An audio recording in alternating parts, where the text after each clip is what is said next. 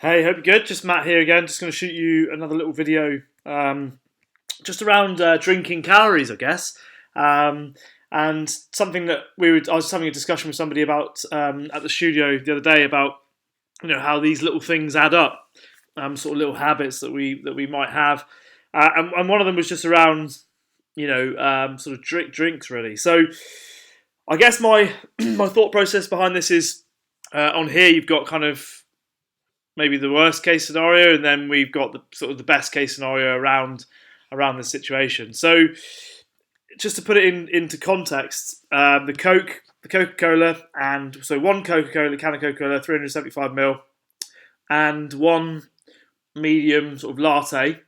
Both of those combined per day over a year is 120,000 calories. Approximately that. Now, don't get me wrong here. If you want to have a can of Coke and a latte, every now and again, I can't see it being too much of an issue. If you're trying to lose body fat, obviously, it just kind of needs to fit within the realms of your still creating your deficit. But I think the point here is it's just kind of mindlessly going about this. Like, it's just what you do every day. It's like one of those bad habits we have.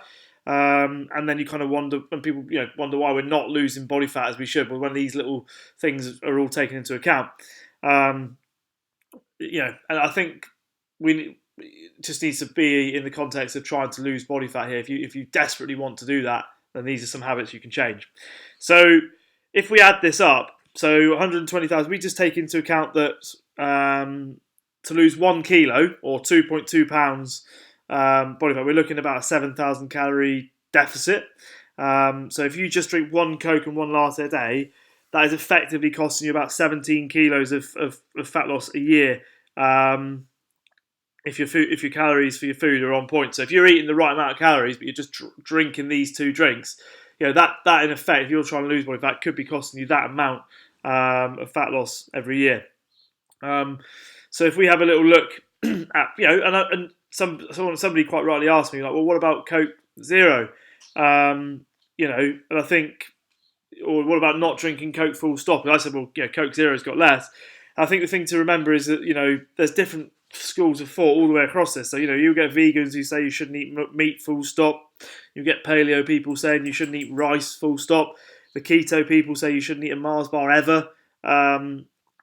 Everyone's saying don't eat anything full stop. Yet we're getting fatter. So where is this all going wrong? I think it's just down to a lack of education on what high calorie foods are and helping people show them how they can change as well. So I don't think you need to get rid of the bad habits. We need to what to try to do is just replace them with better ones, okay?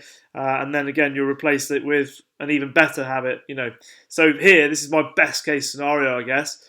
Even better, I suppose, would be water and green tea, in terms of the acidity. So you could argue this all the way, but we're trying to basically create a best option and replacing bad habits with better ones.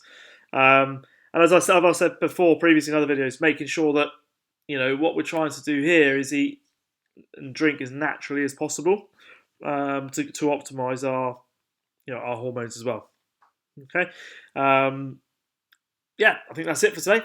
Just an interesting little stat that I thought, and how that kind of relates to nearly 17 kilos of extra calories, if you like. And if you're eating the right amount of food and you're drinking that, and we're not losing any body fat, then there might be your answer. All right, speak to you real soon. Any questions, let me know. Bye-bye.